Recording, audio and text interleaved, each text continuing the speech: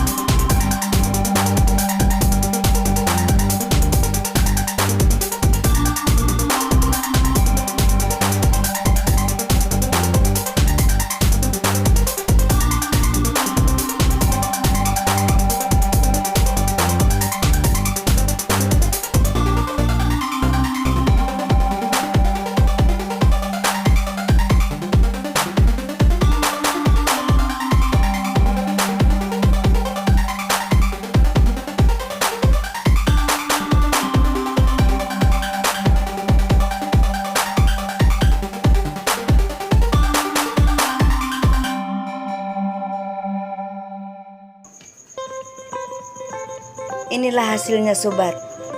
Nah, kita keluarin dari loyangnya ya sobat.